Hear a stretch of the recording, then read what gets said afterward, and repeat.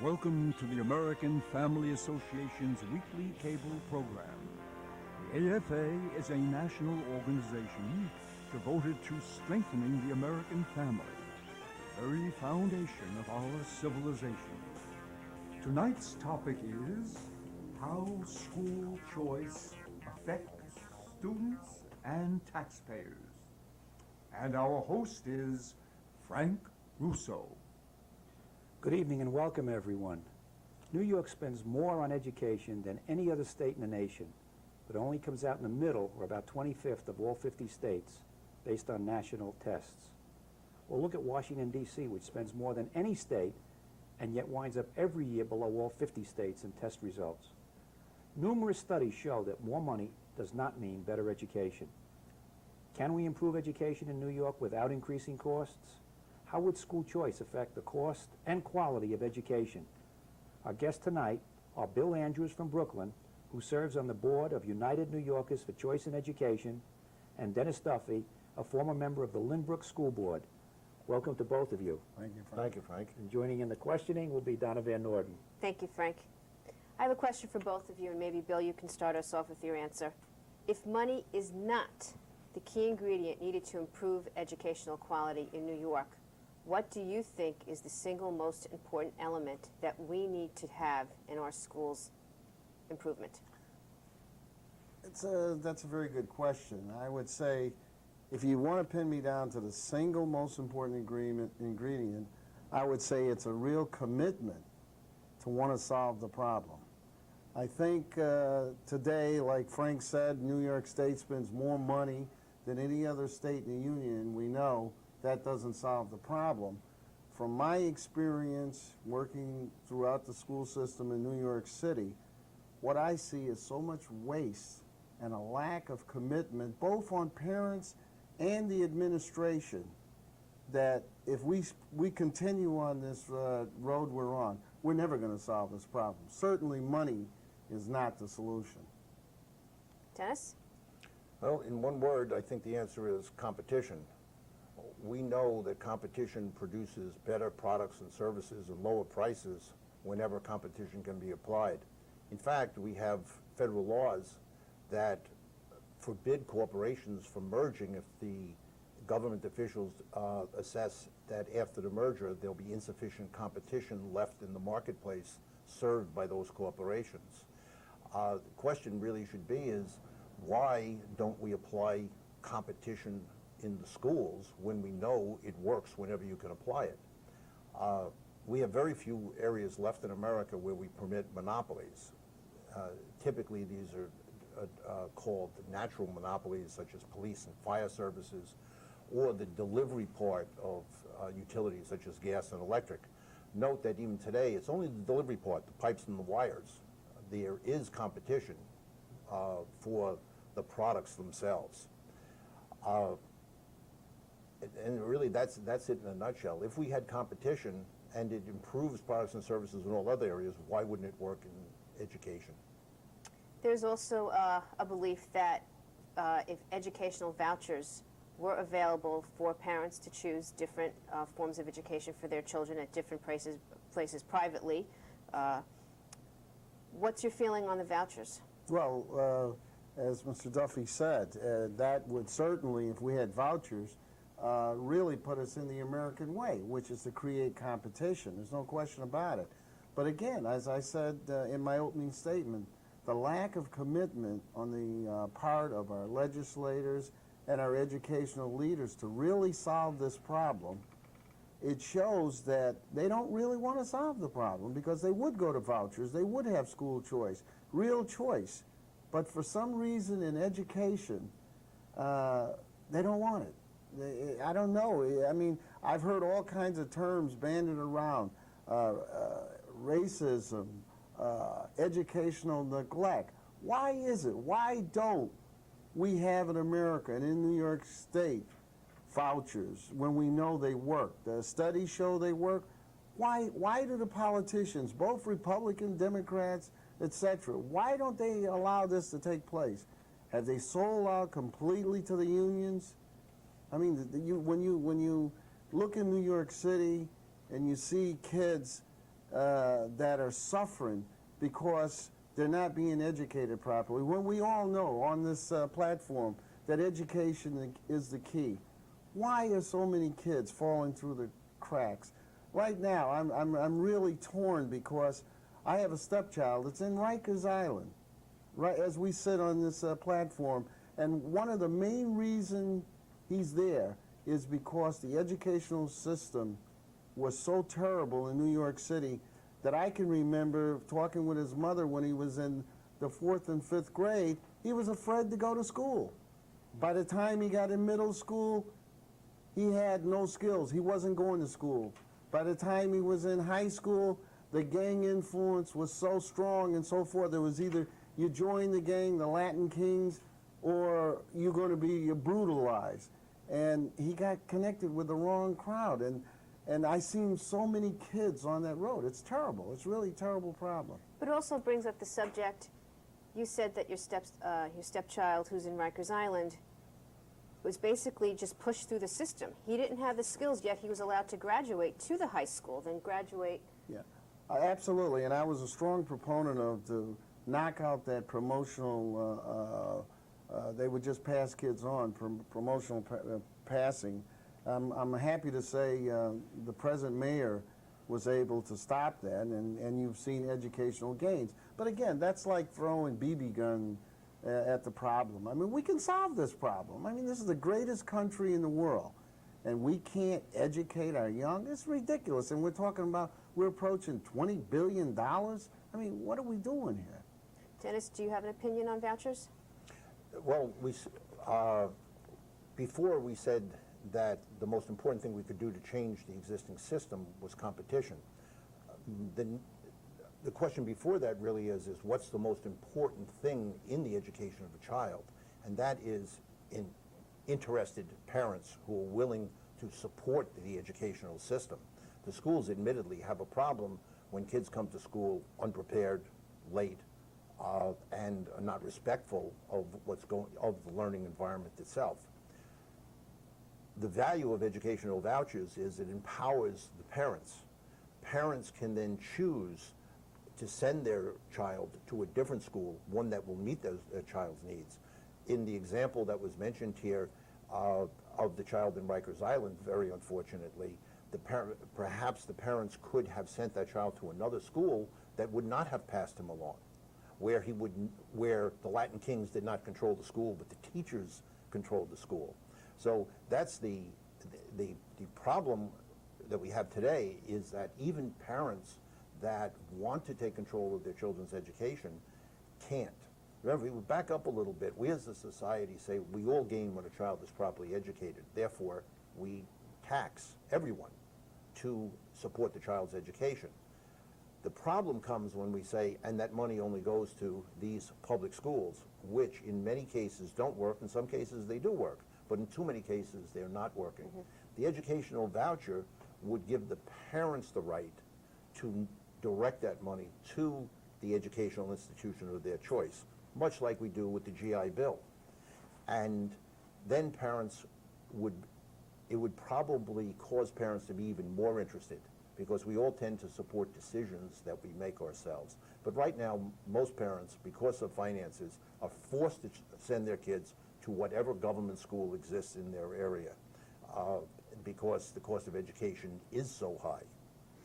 You mentioned the GI Bill. Just to clarify, that's the bill for people who have been in the service and they're given money to pick any college that they want. Private college, religious college, public college. Correct. Okay. If it seems almost self-evident that parents should be in control of this very fundamental question of where to send their children, and I know the United Nations said this some 60 years ago, 1948, Declaration of Human Rights, that the parents should have the fundamental responsibility for guiding their child's education. So it goes without saying, it's a fundamental right. Now, I'm trying to understand, who would oppose vouchers? It seems so obvious that parents should have this fundamental right, be given some amount of money, a fair share, so to speak. Of course, this would especially help poor and middle income. Today, the wealthy have this choice, but who would oppose it, and why?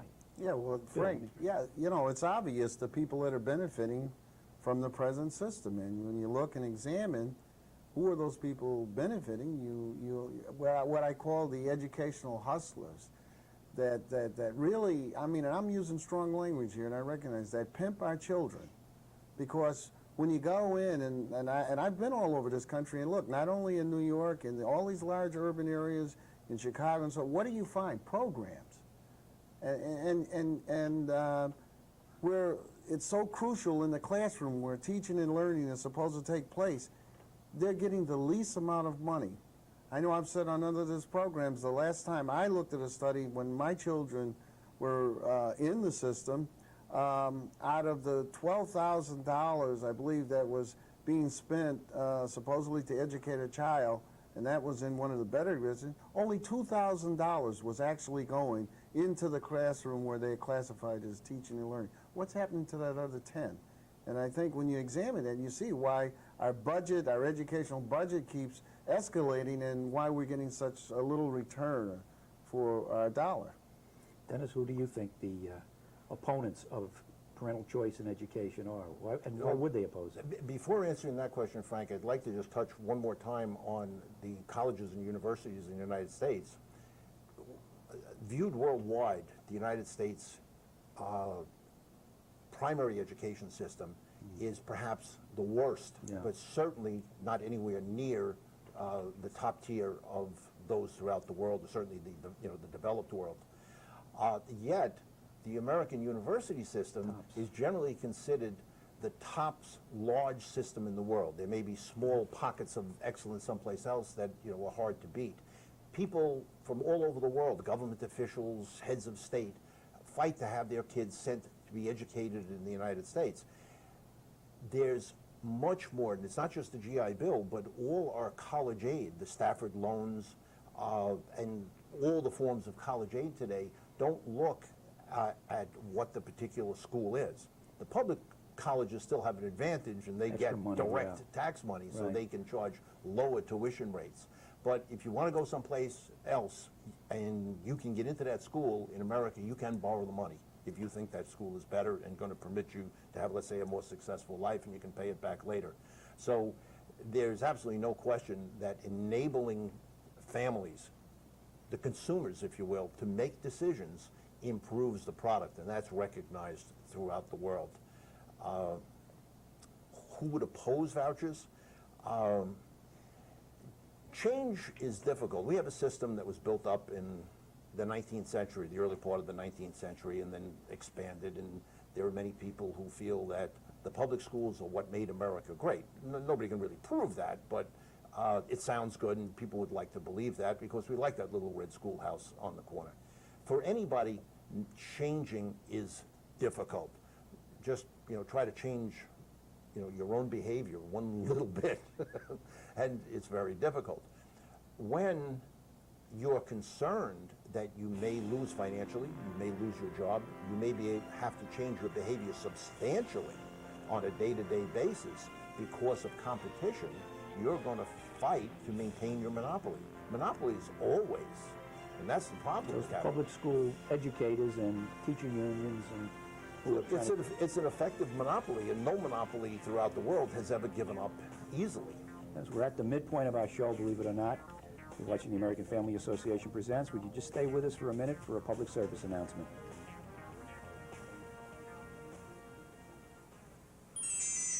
They said you wouldn't be bothered by a voice calling for you in the night.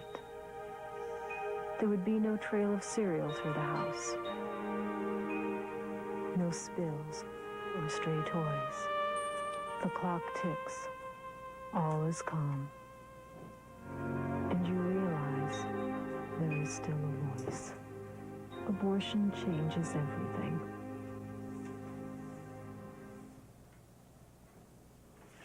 Everyone's telling me how I should feel. It's not like I planned to get pregnant. Not now. When I got pregnant and didn't want to be, I was shocked and scared and so lonely. People telling me how to feel, what to do, and not sticking around when it really counts. So now, it's all up to me. But abortion, not me. I'm having a baby, and I can't run away from that. We'll make it. Yeah, we'll make it just fine. Welcome back. You're watching the American Family Association. Tonight we're discussing how school choice would affect students, parents, and taxpayers. And our guests are Bill Andrews from Brooklyn, United New Yorkers for Choice in Education, Dennis Duffy, Lynbrook, Long Island, a former member of the Public School Board. Bill, let me ask you this. One concern I've heard expressed is that if we ever had parental choice in education with vouchers or tax credits, even though the voucher would only be set at, say, half the cost of a public school education, say $6,000, $7,000, $8,000 instead of $15,000 like we spend in New York, they say this would harm public schools because it would just cause too many students to leave the public schools and would destroy the public schools. Well, that's, first of all, you know, where I stand in this issue, public schools is a misnomer. To me, public schools are wherever taxpayers' dollars are being spent, and that's where the government should view it. And I don't have, that's a narrow viewpoint for me, because I look at it that this would create more jobs and allow teachers to use their ingenuity and really teach. From my interviews with teachers, they are like in a catch-22 situation. They love the kids, they want to teach the kids, but they're, as Mr. Duffy said, they're vested with their union leadership, which has got them in a position where more money and we'll reward you. Whether you fail or succeed, you're getting more money. So, you know, it's like what's putting rice and beans on the table, and of course they're looking out for their own families first. Certainly, I look at vouchers would expand the educational opportunity, which is shown in Milwaukee, in Ohio, where it's been tried. There's more jobs, there'll be more schools. It would just break up the monopoly. And Dennis, how do you think school choice would affect public schools? Well, I don't think Vouchers. I don't think the question, would vouchers help or hurt the public schools, is the right question. The right question is, what helps or hurts the students? Yeah. I mean, when we hurt a school, do we go out and, you know, take a piece out of one of the bricks on the wall, or what is it? The people who raise these questions, of course, are those who would have to change their behaviors, or whose jobs would be threatened if they couldn't compete. But vouchers would certainly help the students, and if that student happens to be going to a different school, then I don't see that should be looked at as hurting the school they came from. But I don't think that many public schools will close. I think when you'll have competition, they will improve their performance. The public schools have something very, very important, and we hear this in the restaurant business. What's important? Location, location, location. Well, that's true in education, too. We all want to be able to, particularly in the lower grades, have contact with our children's school. So if they are reasonable performers, they will have a good share of the market, because people are not going to transport their kids someplace further away unless there's a significant added value for them. So we're not asking the public schools to jump over a hurdle that's unfairly high. Thank you, Dennis. Another question to both of you gentlemen.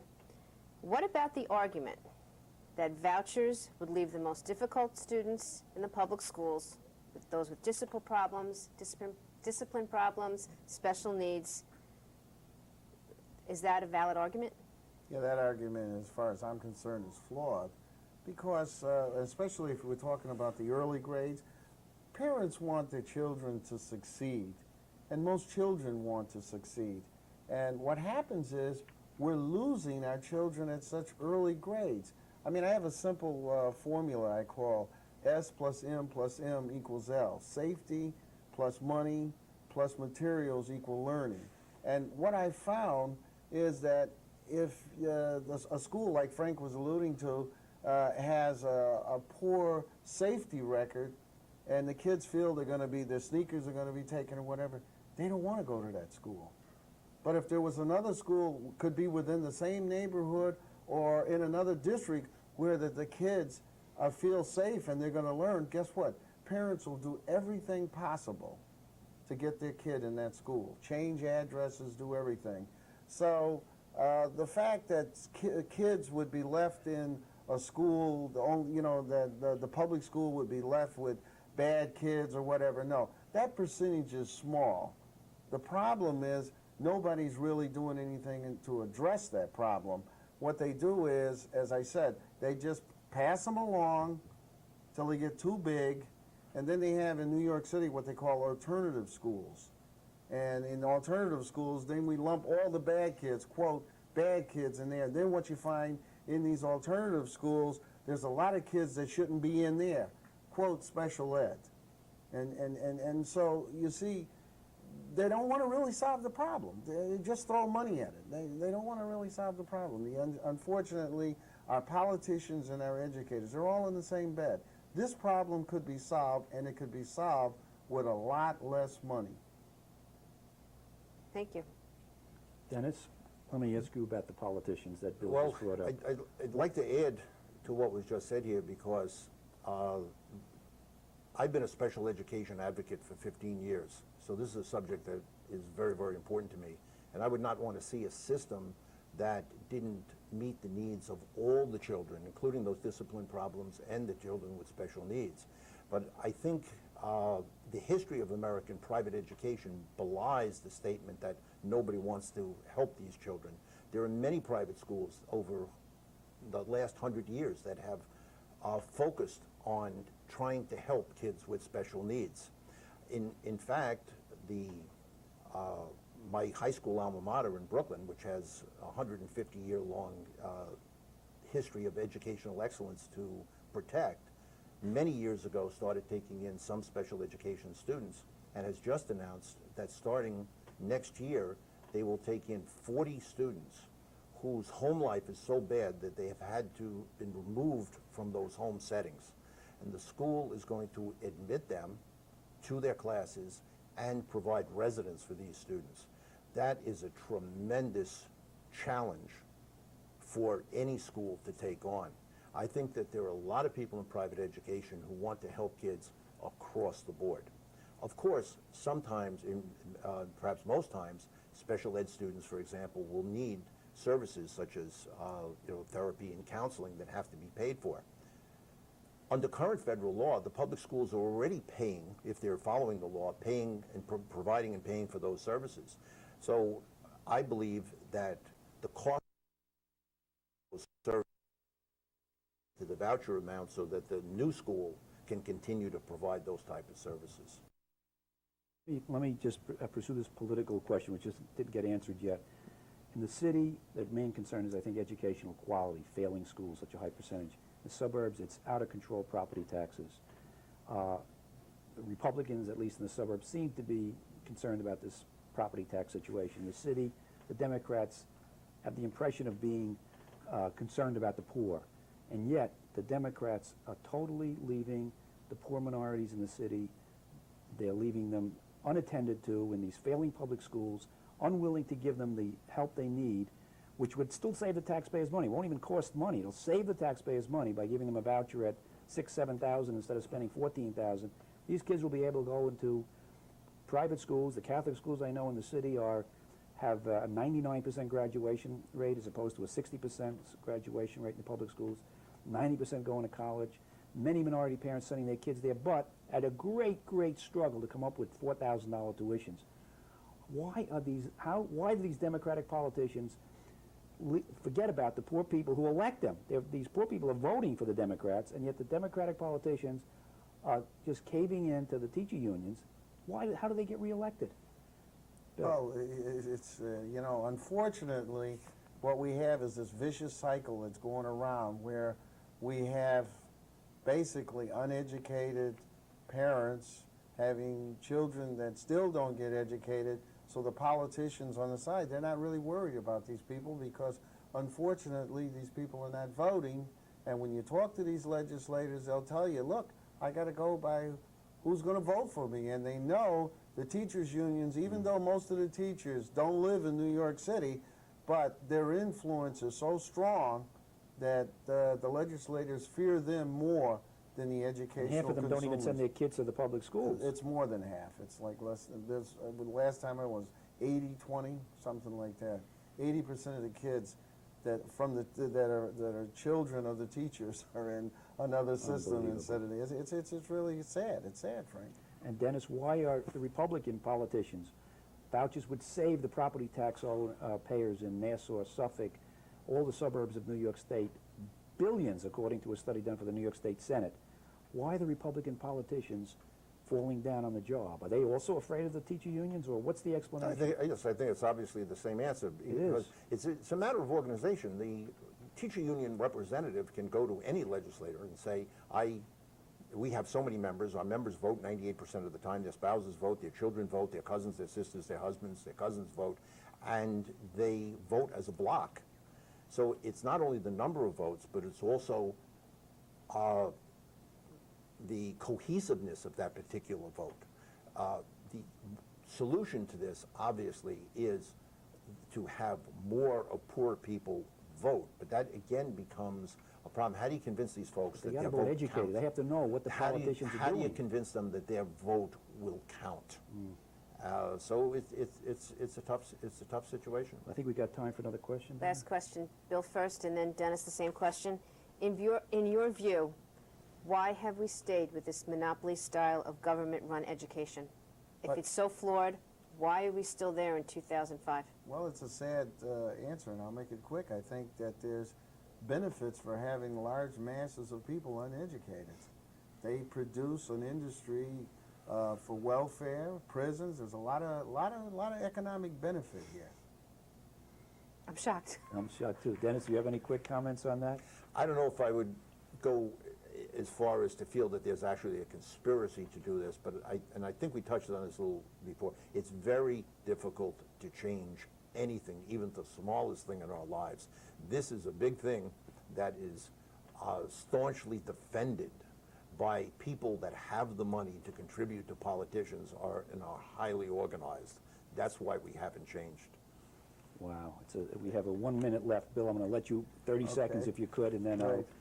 what are any final comment on why? I don't understand how these politicians get elected by people who are being hurt. Because again, as we've discussed around here, these politicians don't fear the people that are their constituency.